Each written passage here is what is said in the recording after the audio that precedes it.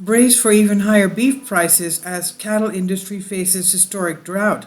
Ranchers are continuing to panic sell their herds. This is from Zero Hedge on WND. Ranchers across Texas continue to panic sell cattle herds as the worst mega drought in 1,200 years. 1,200 years makes it too expensive to sustain operations. We'll keep selling cows till it rains. This is what Texas High Plains rancher Jim Ferguson told Amarillo station KAMR, which collaborated with The Hill on the expanding cattle crisis in the state. It's the drought. America's cattle heartland has seen pasture turn to dust and costs for feed, fertilizer, and diesel skyrocket, threatening an entire industry that is essential to the nation's beef supply. The Hill said that the devastating drought and higher cattle operation costs would result in higher beef prices for at least the next 2 years, and we agree that the assessment, as the latest data via USDA shows, supermarket prices surged to record highs earlier this year and are quickly approaching $5 trade handle.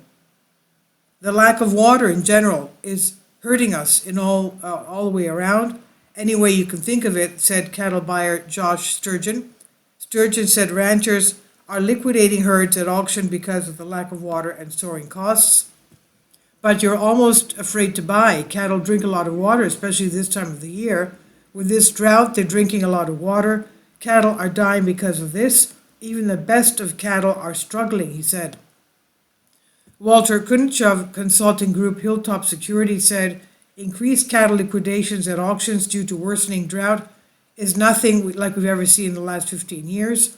He pointed out that farmers are selling off their breeding stock, which they rely on to produce the next generation of cows. Kunstich warned, it's a big signal to me that, the future supplies at some point are going to run tight.